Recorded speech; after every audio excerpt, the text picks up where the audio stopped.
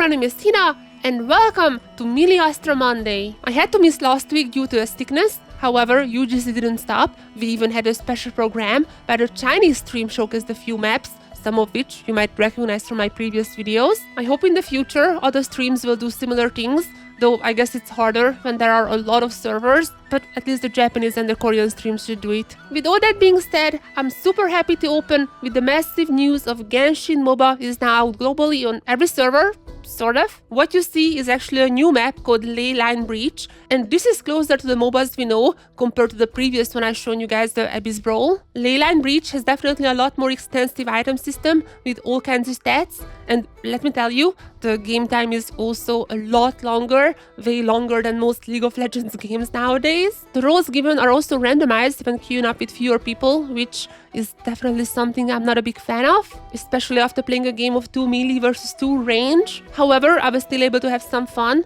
and I like how it's not a carbon copy of the well-known MOBAs out there, and it has some unique mechanics like taking the cube instead of inhibitors and things like that. I just wanted to mention it because I know a lot of streamers are looking for something like that, and it's finally out with the developer actively working on the mode, releasing new stuff pretty frequently. And talking about updates, ever since my previous UGC video, some modes got massive overhauls, like the zombie type of game I showcased 2 weeks ago now has a weapon switch system, so you can hold multiple in your hand, and it even got a map extension if you wanna keep exploring. Another big update I've seen is with the stock exchange simulator, now even having English added, but when I checked it wasn't up on other servers. Still, with that maybe there is some hope. And I know I keep talking about China exclusive UGC a lot, but the map I wanna showcase now is actually an interesting one, since while I discovered the creator on Bilibili, at the moment it's exclusive to the American server, it being a full-on Mario Galaxy map. Just the fact they could get the whole planetary movement working is incredible in itself,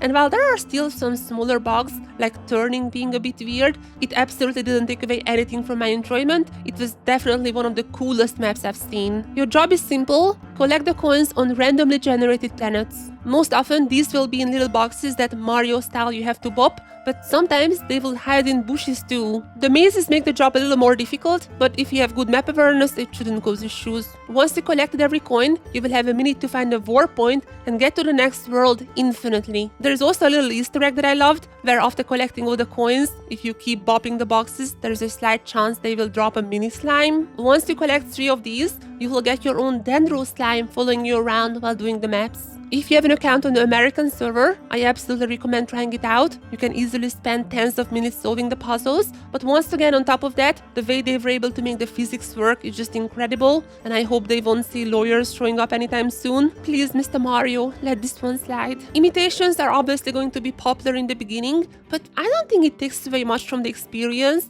like the next map, which is basically Agar.io. I have no idea how to say it. The rules are simple and you already know it, with the added little extra of being able to create a black hole. The fatter you are, the slower you become, so I kinda wish that skill was instead like a speed boost. There are particles for that, but honestly I didn't notice any big difference, so you're just left trying to corner your enemies. And talking about that, you can play this map either solo, trying to break your own record, or with others too, trying to compete. It's a fun little mode, pretty simple, but so was the original game. It just doesn't need much more than that. Something that's not so simple though are a ton of card games. From all of those, I want to show you guys an Uno one that lets you play with up to 4 players, but I was just happy I found a match with someone else. I mean, it's Uno, you probably know Uno. It has everything programmed in case you and your friends want to have a game night but also want to farm Miliastra XP. From my experience, everything works fine, like adding penalty onto penalty, but one thing that's not in there is the ability to immediately put down cards even outside your round when matching both the color and the number. I'm not even sure that's an official rule or something my family invented, so I let that slide. And also, you don't have to say Uno when you just have 1 card left, but these are just minor issues.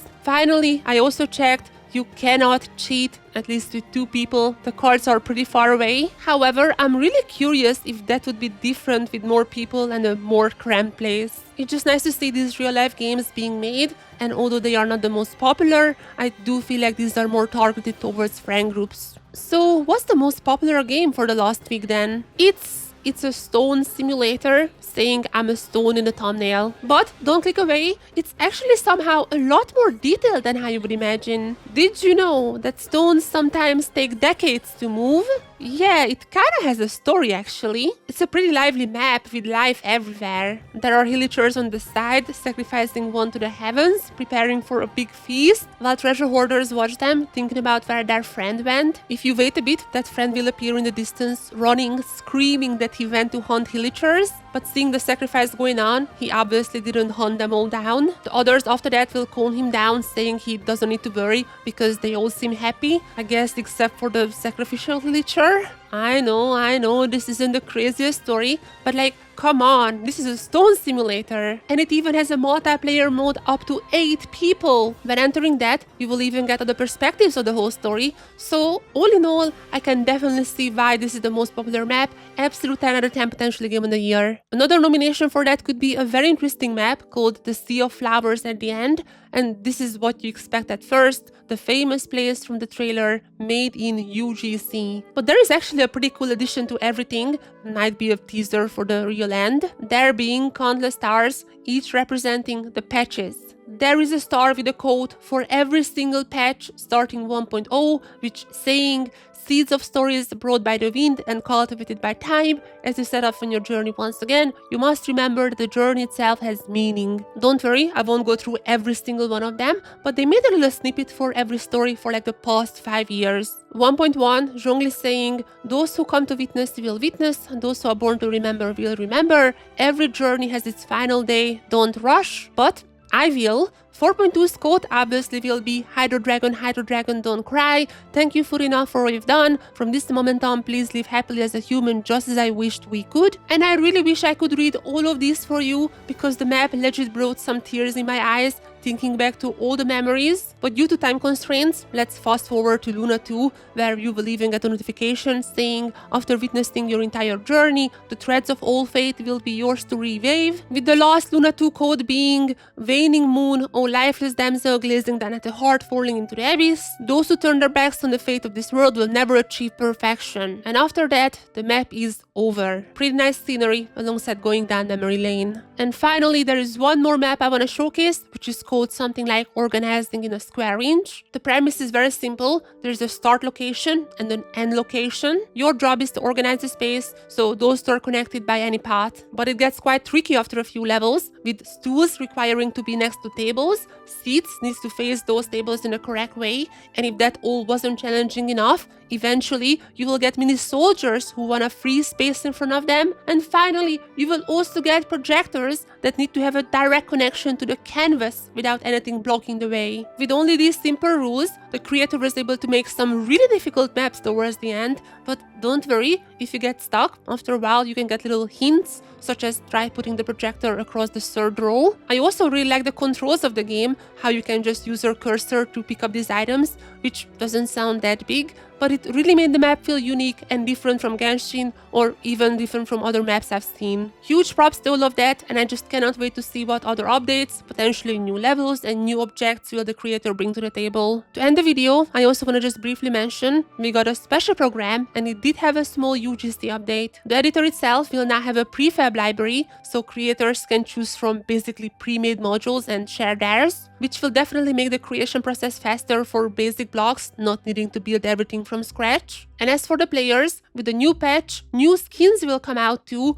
Personally, my favorite being the white flesh skins. However, it seems like that will only be in the shop, so rip. But to close on some good news, for the first time, we should be getting Event Wishes 2 for free, 10 to be precise. So we will be guaranteed at least one 4-star skin, which is great. Thanks for listening to the feedback. Luna 3 will come out December 3rd, and as per usual, I will be streaming everything about it live on this channel, so don't miss that. Let's see together how many predictions I got right. But before that, if you enjoyed this video, make sure to give a like, and if you want to see more content like this, then make sure to subscribe. I will see you on my Genshin channel, and see you in the next one. Bye bye!